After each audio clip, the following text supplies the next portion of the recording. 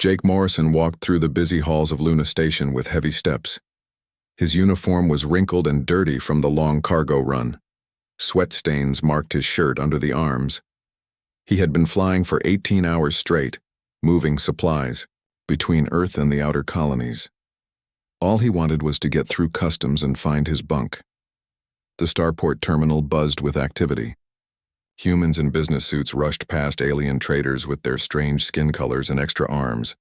The air smelled like fuel and recycled oxygen. Bright lights hurt Jake's tired eyes. Warning signs in 5 different languages covered the walls. Jake reached the customs checkpoint and threw his data pad on the counter. The scanner beeped as it read his cargo manifest. He tapped his fingers on the metal surface and looked around. Behind him, a group of tall, blue-skinned Zephyrians discussed trade deals in their musical language. Their large eyes watched everything with interest. "Commander Morrison?" A woman's voice made him turn around. A black woman in civilian clothes stood next to the checkpoint. She wore a simple gray jacket and black pants. Her hair was pulled back in a neat bun. She looked to be in her 40s with confident eyes and a serious expression. "Yeah, that's me," Jake said. He did not look at her directly. "What do you want?" "I need to ask you some questions about your cargo manifest," she said. Her voice was calm and professional. "There are some irregularities that need to be cleared up." Jake rolled his eyes. "Lady, I've been flying for almost a day. I just want to get out of here.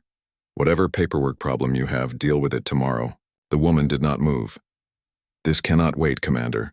There are discrepancies in your weight reports and your fuel consumption numbers. They do not match up." "So what?" Jake's voice got louder. Several people nearby turned to look. "Maybe the scales were broken. Maybe I had a headwind.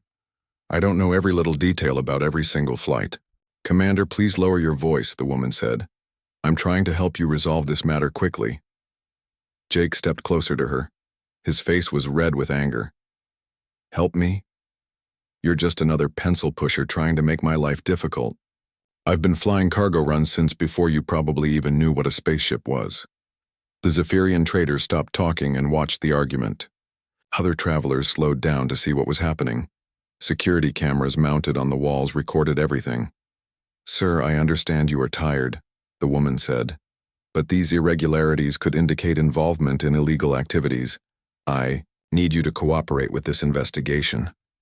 "Investigation?" Jake laughed, but it was not a happy sound. "What investigation? You think I'm some kind of criminal? I've been serving the fleet for 15 years. I've hauled supplies to every rock in this system." "Commander Morrison, please calm down," she said. "I am simply doing my job." "Your job?" Jake's face twisted with anger.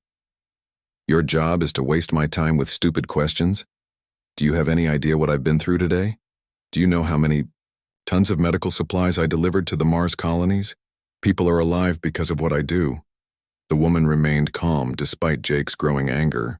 "I appreciate your service, Commander, but that does not put you above the law." Something inside Jake snapped. All his frustration from the long flight, all his anger at the delays and problems, focused on this woman standing in front of him. In his tired mind, she represented everything wrong with the system. All the bureaucrats and officials who made his job harder with their endless rules and questions. "Above the law?" he shouted. "Who do you think you are talking to me about the law?" Before anyone could react, Jake's hand flew through the air. The slap echoed through the terminal like a gunshot. The woman's head snapped to the side. A thin line of blood appeared at the corner of her mouth. The entire terminal went silent. Hundreds of people stopped what they were doing. Alien traders stared with wide eyes. Human passengers gasped in shock. Even the automated announcement seemed to pause. The woman slowly turned her head back to face Jake. She touched the blood on her lip with her finger and looked at it. Her expression never changed. She was still calm, still professional. Jake suddenly realized what he had done. The anger drained from his face, replaced by confusion and growing fear. He looked around at all the people staring at him. He saw the security cameras. He saw the alien ambassadors whispering to each other in concern. The woman reached into her jacket pocket and pulled out a small leather wallet. She opened it and held it up for Jake to see. The badge inside was gold and official-looking. The words Chief of Police, Luna Station Authority were clearly visible. "Commander Jake Morrison," she said in the same calm voice. "You are under arrest for assault on a police officer." Before Jake could move or speak, 4 security officers appeared around him. They had been watching from nearby positions and moved quickly when they saw the assault. Jake's arms were pulled behind his back and secured with restraints. "Wait," Jake said, his voice shaking. "Wait, I didn't know. I thought you were just—" "You thought I was just what, Commander?" Chief Maria Washington asked. She wiped the blood from her lip with a tissue. "Just some woman you could push around?" Jake tried to answer, but no words came out. He looked at the badge again, then at the security officers holding him. He saw the disgust on the faces of the people watching. He saw the Zephyrian ambassadors shaking their heads in disappointment. "Chief Washington," one of the security officers said, "should we take him to detention?" "Yes," Maria said. "Book him on assault charges. Make sure the incident report includes all witness statements." She looked directly at Jake. "And make sure it notes that this happened in front of diplomatic representatives from 3 different worlds." As the officers led Jake away, he heard the whispers starting behind him. He heard someone explaining to the alien visitors what had happened. He heard the disappointment in their voices as they discussed human behavior and whether humans could be trusted in positions of responsibility. Jake's legs felt weak as the reality hit him. He had not just assaulted a random woman. He had attacked the chief of police for the entire Luna Station complex. He had done it in front of witnesses from across the galaxy. He had embarrassed not just himself, but his entire species. The last thing he saw before the detention center doors closed was Chief Washington calmly returning to her work, handling the situation with the professional dignity he had completely failed to show. Jake sat in the cold detention room with his hands cuffed to the metal table. The walls were gray and bare except for a mirror that he knew people watched him through. A single light hung from the ceiling and cast harsh shadows on his face. He had been sitting there for 2 hours, thinking about what he had done. The door opened and a woman walked in. She was younger than Chief Washington, maybe in her 30s, with short brown hair and sharp green eyes. She wore a dark blue uniform with detective badges on her collar. She carried a thick file folder and a cup of coffee. "Commander Morrison," she said as she sat down across from him. "I am Detective Lisa Carter. I work for Chief Washington." Jake looked up at her but said nothing. His mouth felt dry and his head still hurt from the long flight. The reality of his situation was starting to sink in. "Do you know why you are here?" Detective Carter asked. She opened the file folder and spread several papers on the table. "I lost my temper," Jake said quietly. "I hit someone. I didn't know. She was a cop." Detective Carter raised her eyebrows. "You didn't know, so that makes it okay to hit a woman?" Jake's face turned red. "No, that's not what I meant. I was tired and angry and she kept asking me questions." "She kept asking you questions because that is her job," Detective Carter said. Her voice was cold and professional. "Do you have any idea who Chief Maria Washington is?" Jake shook his head. "Just the police chief, I guess." Detective Carter pulled out a photograph and slid it across the table. It showed a younger Maria Washington in military uniform, standing next to a destroyed alien ship. She had medals on her chest and her arm was in a sling. "Chief Washington served in the Centauri campaigns for 8 years, Detective Carter said. She fought in 12 major battles against the hegemony forces. She saved over 300 human lives during the siege of New Geneva. She has more combat experience than most fleet admirals." Jake stared at the photograph. The woman he had hit looked so young and strong in the picture. Her eyes were fierce and determined. After the war, she came to Luna Station and worked her way up through the police force, Detective Carter continued. She started as a regular officer and earned every promotion. She has been chief for 5 years. She runs security for the entire Outer Colonies trade network. Jake felt sick to his stomach. "I didn't know any of that." "Of course you didn't," Detective Carter said. You saw a black woman asking you questions and decided she was beneath you. You decided you could treat her however you wanted. That's not true, Jake protested. I don't care what color she is. I was just tired and frustrated. Detective Carter pulled out another paper. This is your service record, Commander. 15 years in the transport division. No combat experience. No decorations for valor. Just flying cargo from point A to point B. Jake's face burned with shame. I serve my country. I do important work. You do, Detective Carter agreed. But Chief Washington has done more for human security in 1 year than you have done in your entire career, and you hit her because she was doing her job. The detective pulled out more papers from the file. Jake could see they were cargo manifests and flight records. Let me tell you what Chief Washington was investigating when you assaulted her. Detective, Carter said. For the past 6 months we have been tracking a smuggling operation. Someone has been using transport pilots to move illegal alien technology and weapons. Jake's eyes widened. What does that have to do with me? Your cargo manifests show irregularities, Detective Carter explained. Your ships have been carrying more weight than reported. Your fuel consumption doesn't match your declared routes. Either your equipment is broken, or someone has been using your flights to smuggle contraband. That's impossible, Jake said. I would know if someone was using my ship. Detective Carter showed him a chart with numbers and dates. Look at these patterns, Commander. Every third flight for the past 4 months. Always the same extra weight. Always the same fuel discrepancies. Always on routes to the outer colonies where security is lighter. Jake studied the papers. The numbers did look strange when put together like this. He had noticed some of the irregularities before, but he had always assumed they were equipment errors or measurement mistakes. You think I'm a smuggler? Jake asked. I think you might be an unwitting accomplice, Detective Carter said. Someone could be loading extra cargo on your ship without your knowledge. Someone with access to the loading bays and the paperwork. Jake thought about his flights over the past few months. He remembered a few times when his ship felt heavier than it should. He remembered some unusual delays during loading and unloading. He had not paid much attention because cargo operations were not his responsibility. Even if that's true, Jake said, it doesn't excuse what I did to Chief Washington. Detective Carter nodded. No, it doesn't.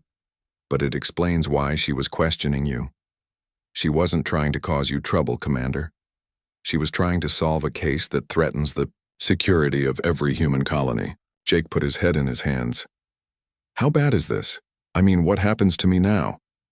Detective Carter closed the file folder. That depends on several things. First, you assaulted the chief of police in front of dozens of witnesses, including alien diplomats. The Zephyrian Trade Consortium is demanding an explanation for your behavior. They are questioning whether humans can be trusted in positions of responsibility. Jake felt his heart sink. The Zephyrians provided rare minerals that human colonies needed to survive. If they stopped trading with humans, people would die. Second, Detective Carter continued, you may be involved in a smuggling operation that has compromised human security. If hostile aliens have been getting human technology through this network, it could lead to another war. I swear I didn't know about any smuggling, Jake said. I believe you, Detective Carter said. But your ignorance doesn't make the situation less serious. Chief Washington was trying to protect human lives when you attacked her. Jake was quiet for a long moment. What can I do? How can I fix this? Detective Carter studied his face. That depends on how much you want to make things right. We need to find out who is behind this smuggling operation. We need to know what they have been moving and where it has been going. Most importantly, we need to stop them before they do more damage. You want me to help with the investigation? Jake asked.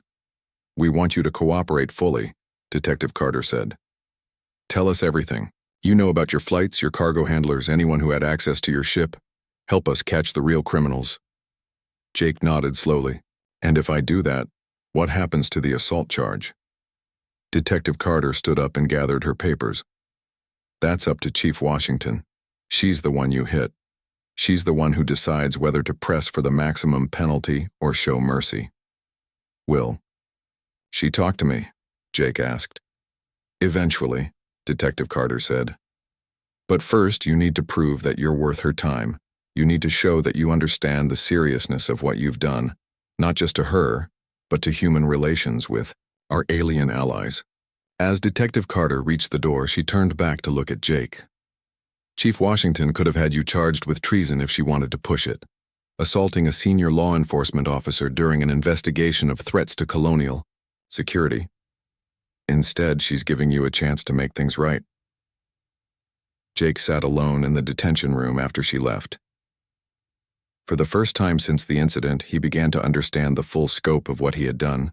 He had not just hit a woman in a moment of anger. He had attacked a war hero who was trying to protect human lives.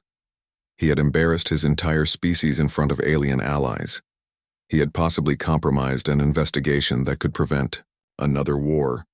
The weight of his actions pressed down on him like the gravity of a heavy planet. He knew his life would never be the same. News of Jake's assault on Chief Washington spread through human space like wildfire. Within hours, every news channel was showing the security footage. The video played over and over again, showing Jake's angry face and the moment his hand struck the chief. Reporters talked about it on Earth, Mars, and every colony station between. Jake watched the news from his detention cell. A reporter stood outside Luna Station and spoke to the camera with serious concern. The incident has shocked diplomatic circles across the galaxy, the reporter said. Ambassador Zexhai of the Zephyrian Trade Consortium called the assault deeply troubling and questioned whether humans can control their aggressive impulses. Jake turned off the screen. He could not bear to watch anymore. Every report made him look worse. Every expert who talked about the incident said the same thing. This was a disaster for human relations with alien species. Captain Roy Bennett arrived at Luna Station 2 days after the incident. He was Jake's commanding officer in the transport division and had known Jake for 8 years. Roy was a big man with gray hair and tired eyes. He had seen many problems in his career, but nothing like this. Roy sat across from Jake in the same interrogation room where Detective Carter had questioned him. Roy's face showed disappointment and anger. "Jake, what the hell were you thinking?" Roy asked. His voice was quiet but full of frustration. Jake could not look his captain in the eyes. "I wasn't thinking, sir. I was tired and angry, and I just snapped." "You just snapped," Roy repeated. "Do you have any idea what you've done? Do you know how much damage this has caused?" Jake shook his head. "I know it looks bad, but maybe it will blow over in a few weeks." Roy laughed, but there was no humor in it. "Blow over? Jake, the Zephyrian Council is meeting tomorrow to discuss whether they should stop all trade with human colonies. The Andromedan Embassy has already suspended 3 joint research projects. Even our allies are questioning whether humans can be trusted." The words hit Jake like physical blows. He had not realized the situation was so serious. "Captain, I'm sorry. I never meant for any of this to happen." Roy pulled out a data pad and showed Jake several news articles. "Look at these headlines, Jake. Human officer attacks police chief. Violence at Luna Station shocks galaxy. Can humans control their aggression?" This is what people are reading about us. Jake read the headlines with growing horror. Some of the articles compared humans to violent species that had been banned from galactic trade. Others questioned whether humans were mature enough for membership in civilized space. "It gets worse," Roy continued. "Your transport unit has been under investigation for months. We suspected someone was using our pilots for smuggling, but we didn't have proof. Now Chief Washington's investigation is compromised because our main suspect attacked her." Jake felt his stomach drop. "What does that mean?" "It means the real criminals know we're onto them," Roy explained. "They're probably destroying evidence and covering their tracks right now. Your little temper tantrum might have ruined months of careful police work." Roy stood up and paced around the small room. 5 other pilots in your unit are now under suspicion. Internal Affairs is reviewing every flight you've all made in the past year. Good men and women who have served faithfully are having their careers destroyed because of what you did. Captain, please. I didn't mean to hurt anyone else." Roy stopped pacing and stared at Jake. "But you did hurt them. Every human in uniform is dealing with the consequences of your actions.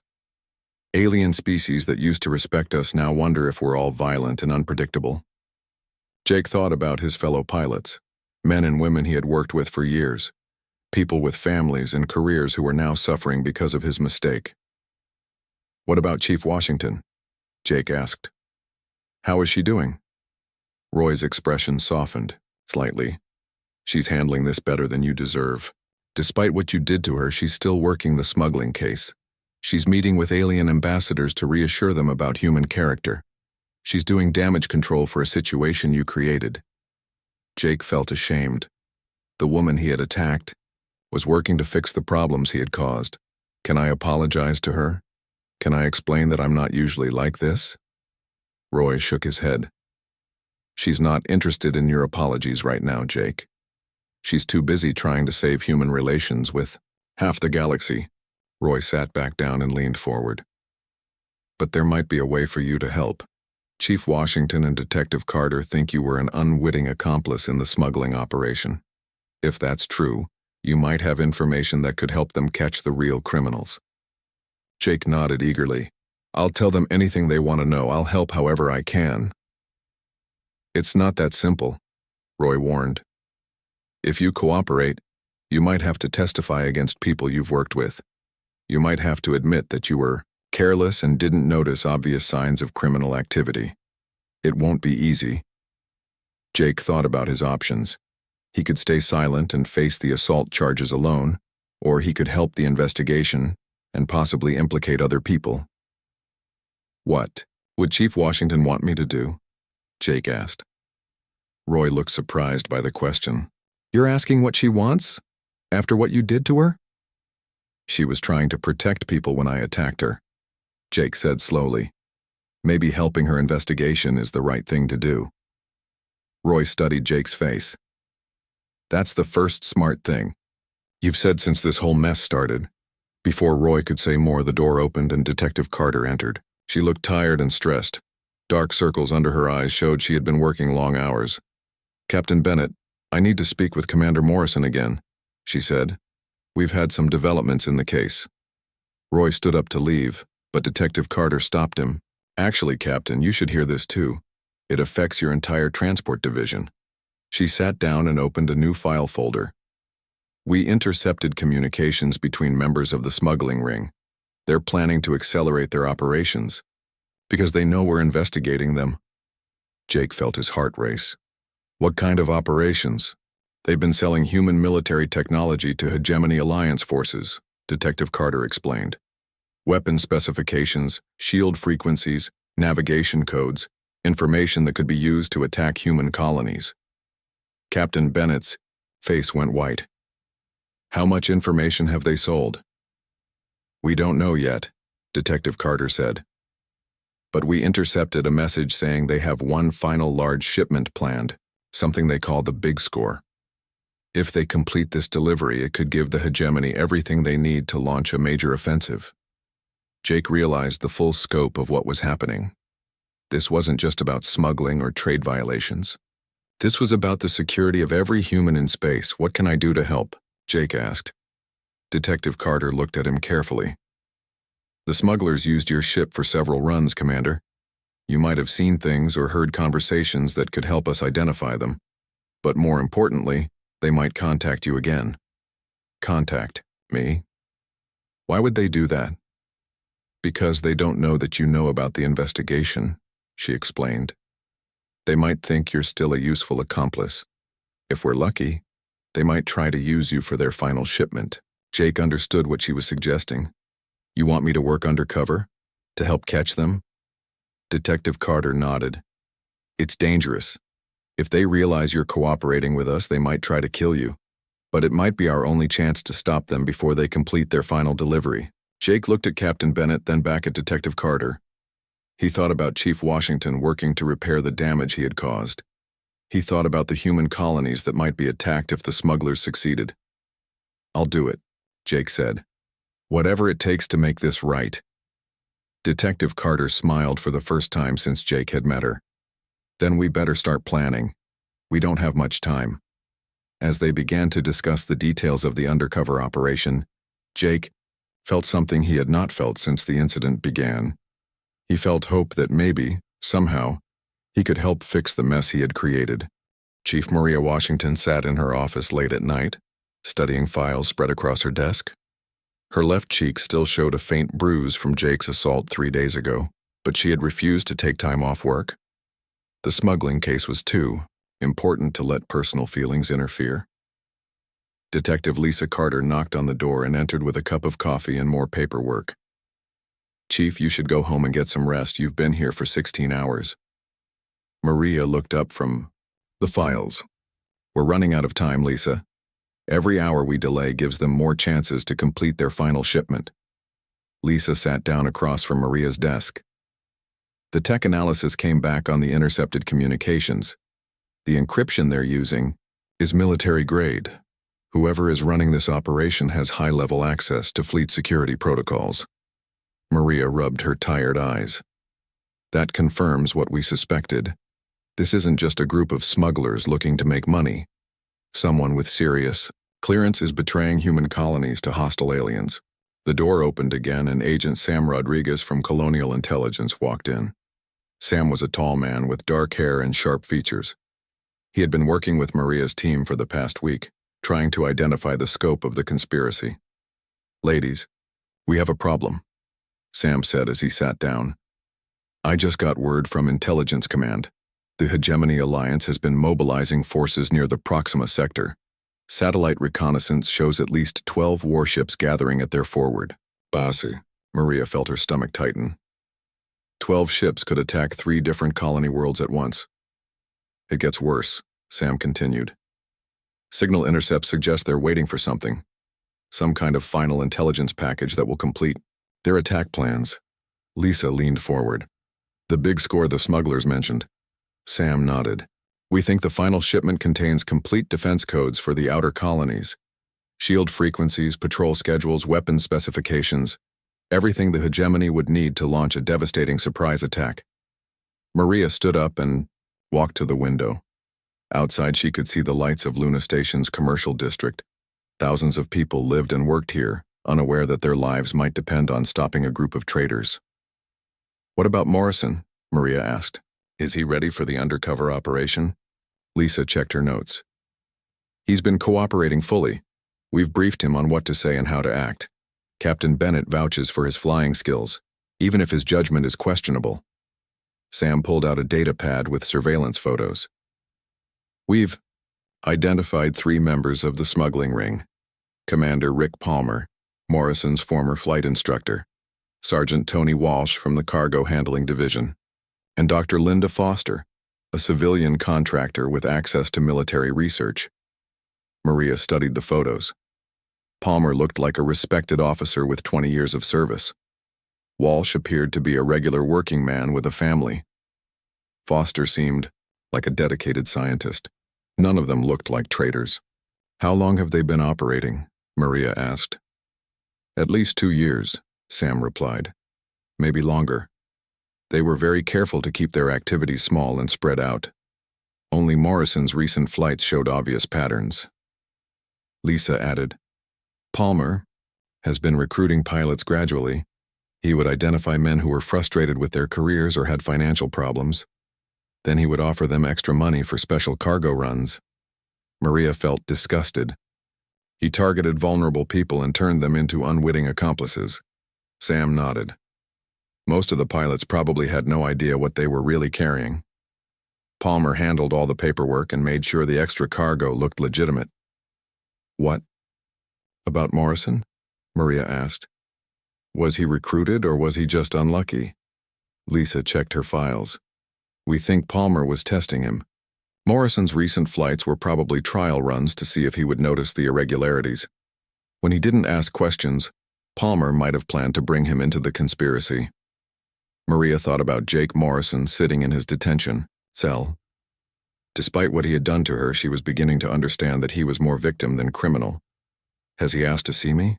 Maria asked quietly. Lisa looked surprised.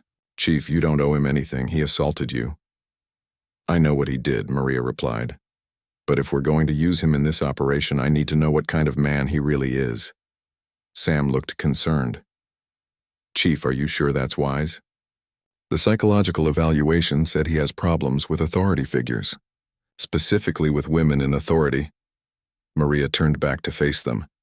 Then maybe it's time he learned to deal with those problems. If he's going to risk his life to help us, I want to make sure he's doing it for the right reasons. Lisa stood up. I'll arrange a meeting, but Chief, please be careful. He's already shown he can be violent when he's stressed. I'll be fine, Maria said. Besides, this time I'll be expecting trouble. An hour later, Maria sat in the same interrogation room where Jake had been questioned. This time, she was on the other side of the table. Security officers waited outside, but she had asked them to stay hidden. She wanted Jake to focus on the conversation, not on the guards. Jake was brought in wearing standard detention clothes. His hands were cuffed, but he looked different than he had 3 days ago. The anger was gone from his face, replaced by shame and exhaustion. Commander Morrison, Maria said as he sat down. Thank you for agreeing to meet with me. Jake stared at the table. I don't deserve your thanks, ma'am. I don't deserve anything from you. Maria studied his face. The bruise on her cheek was still visible, and she saw Jake glance at it with obvious guilt. Look at me, Commander, Maria said firmly. Jake slowly raised his eyes to meet hers. She could see the regret and self-hatred there. I want you to understand something, Maria continued. What you did to me was wrong. It was criminal and it was cowardly, but that's not why I'm here. Jake's confusion showed on his face. Ma'am? I'm here because good people are going to die if we don't stop these smugglers, Maria explained. Families on colony worlds who have no idea that hostile aliens are planning to attack them. Children who are sleeping safely tonight because they trust us to protect them. Jake nodded slowly. Detective Carter told me about the hegemony forces gathering. Then you understand the stakes, Maria said. This isn't about you or me anymore. This is about whether we can prevent a war. Jake leaned forward. Chief Washington, I want to help. I know I have no right to ask for forgiveness, but please let me try to make this right. Maria watched his face carefully. Why? Why should I trust you with something this important? Jake was quiet for a long moment. Because you were doing your job when I attacked you. You were trying to protect people and I hurt you for it. Maybe if I help protect people now, it won't erase what I did, but it might mean something. And if the operation goes wrong, if Palmer realizes you're working with us? Jake met her eyes steadily. Then I'll deal with whatever happens, but at least I'll be facing it while trying to do the right thing. Maria felt something she had not expected.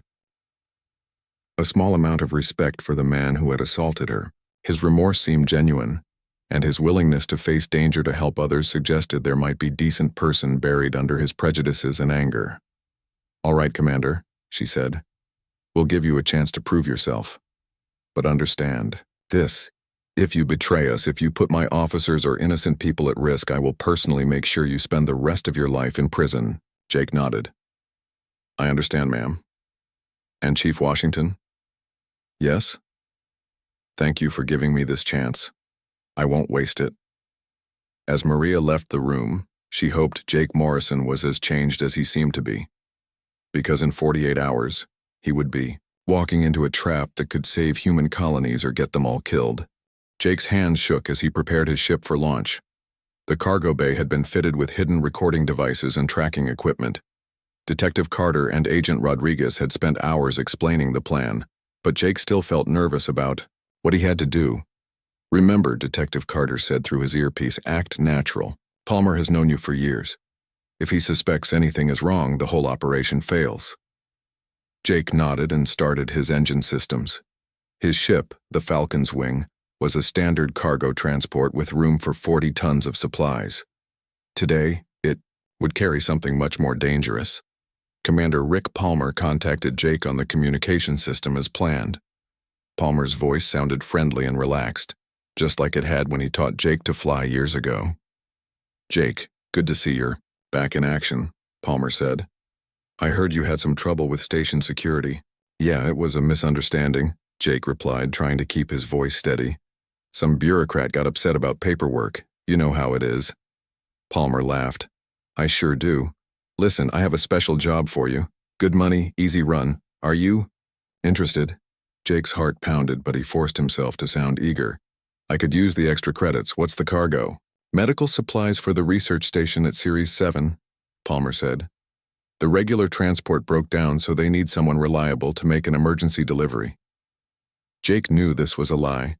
Series 7 was an asteroid mining station, not a research facility, but he played along with Palmer's story. Sounds good to me. When do we leave? Meet me at Docking Bay 12 in 1 hour, Palmer said. And Jake?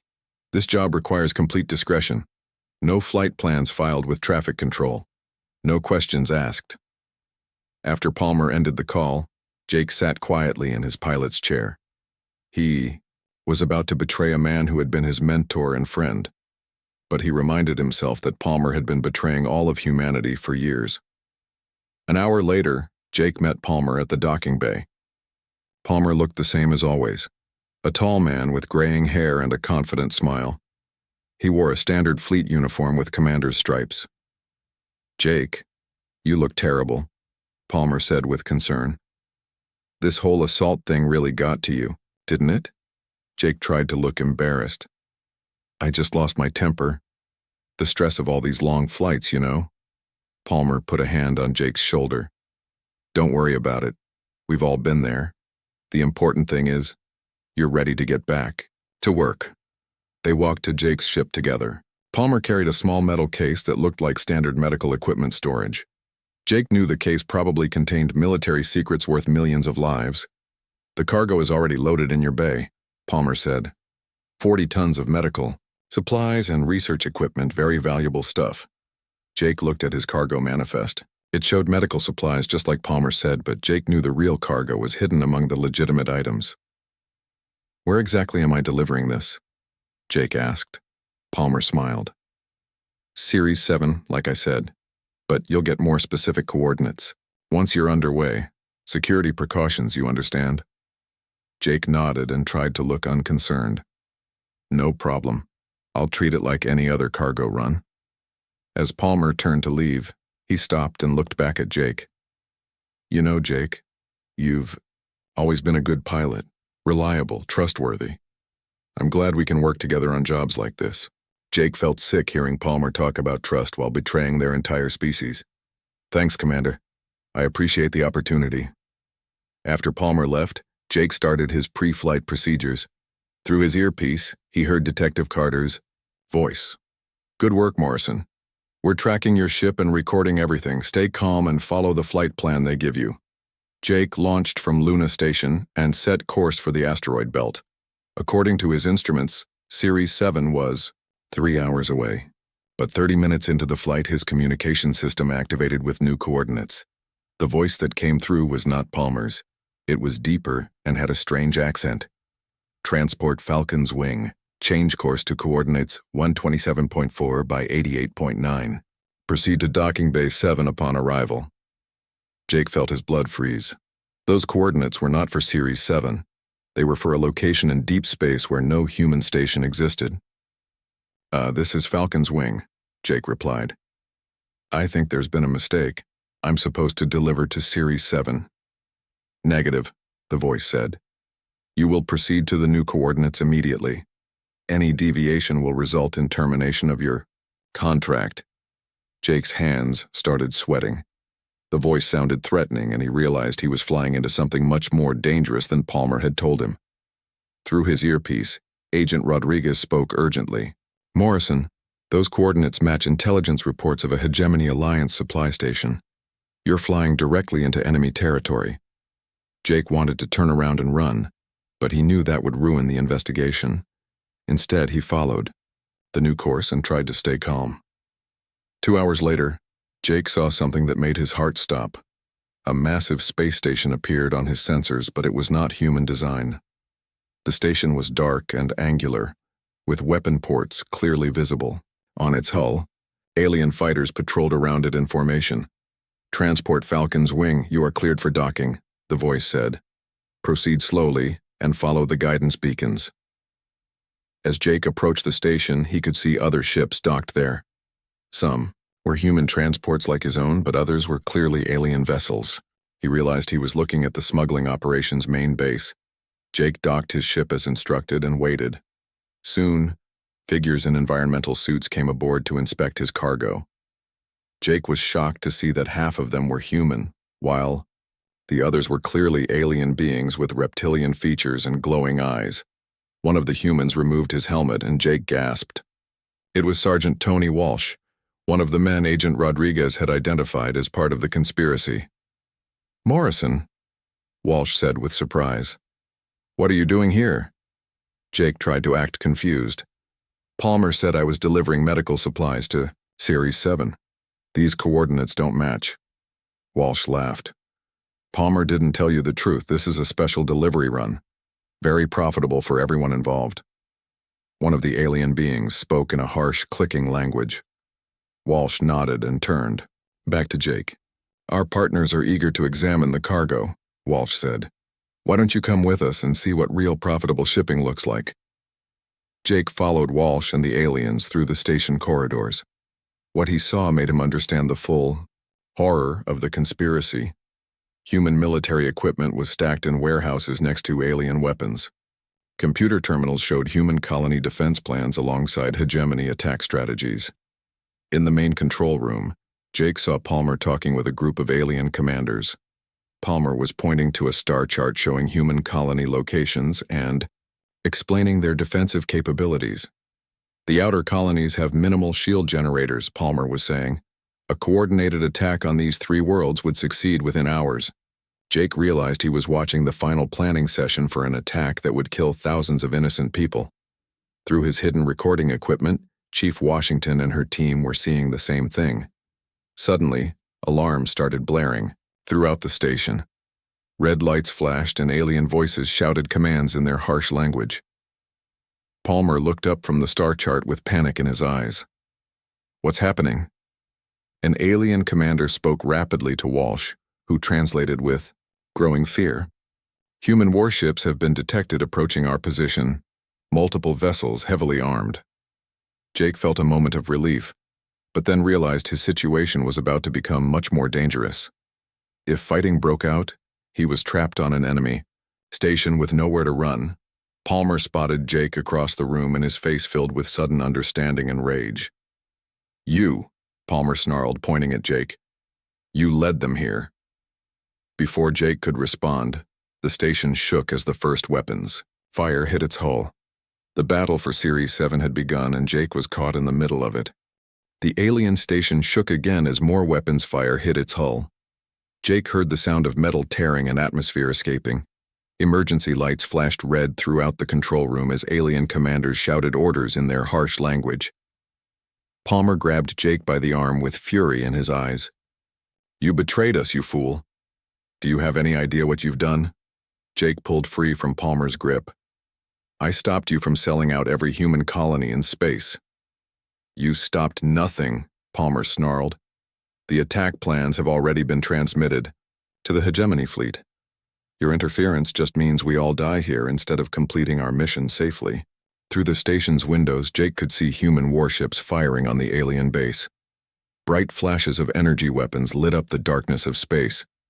He recognized the lead ship as the UNS Guardian, Chief Washington's command vessel. Sergeant Walsh ran up to them with panic on his face. "The docking bays are sealed. We can't get to the transport ships. The aliens are preparing to evacuate in their own vessels." Palmer looked around the control room desperately. The alien commanders were already fleeing toward their emergency escape pods. In minutes, the station would be abandoned, leaving the human conspirators trapped. "There has to be another way out," Palmer said. "Morrison, your ship is still docked. Can you get us back to it?" Jake realized Palmer was asking him to save the very people who had betrayed humanity. Part of him wanted to let them face the consequences of their actions. But he also knew that as angry as he was, he could not watch men die when he had the power to help them. "Follow me," Jake said. "But you surrender to the authorities when we get back to human space." Palmer nodded quickly. "Fine. Whatever you want, just get us out of here." Jake led Palmer and Walsh through the shaking corridors toward the docking bay. Behind them, they could hear the sound of hull breaches and collapsing structures. The alien station was falling apart under the human attack. When they reached Jake's ship, they found the docking bay filled with smoke and debris. Jake's transport was damaged but still functional. He quickly started the engines while Palmer and Walsh strapped themselves into passenger seats. "This is Transport Falcon's Wing requesting immediate departure clearance," Jake radioed to the attacking fleet. Chief Washington's voice came through the communication system. "Commander Morrison, this is Chief Washington aboard the Guardian. What is your status?" Jake felt relief hearing her voice. "Chief, I have the evidence we need and 2 prisoners aboard. Requesting escort back to Luna Station." "Understood, Commander. Follow our lead ship and stay close. There are still hostile vessels in the area." As Jake's ship pulled away from the dying alien station, he saw the full scope of the battle.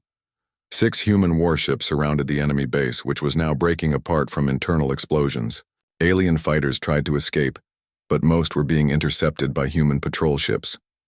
Palmer watched the destruction through a window with despair on his face. 20 years of service to the fleet, and this is how it ends. Jake looked at his former mentor with a mixture of anger and pity. "You ended it yourself when you decided to betray your own species." "You don't understand," Palmer said bitterly. "The hegemony was going to attack anyway. I was just trying to make sure some humans survived by cooperating with them. By selling them the information they needed to kill thousands of innocent people?" Jake asked.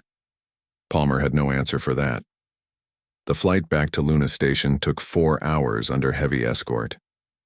During the journey, Jake recorded detailed statements from both Palmer and Walsh about the smuggling operation. The evidence would be enough to convict the entire conspiracy and prevent future attacks. When they arrived at Luna Station, Jake saw crowds of people waiting in the docking bay. News reporters with cameras pointed at his ship as it landed. Security. Officers moved forward to arrest Palmer and Walsh as soon as the airlock opened. Jake stepped out of his ship to find Chief Washington waiting for him. She was in full uniform with her badge clearly visible. The bruise on her face had faded, but Jake could still see the mark where he had struck her.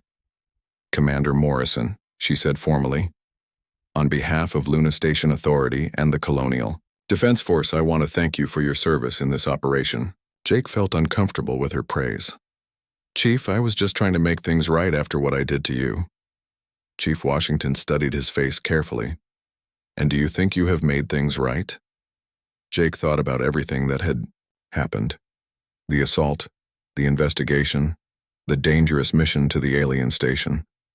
"I don't know if I can ever completely make up for hitting you, but I hope I've shown that I'm not the same man who did that."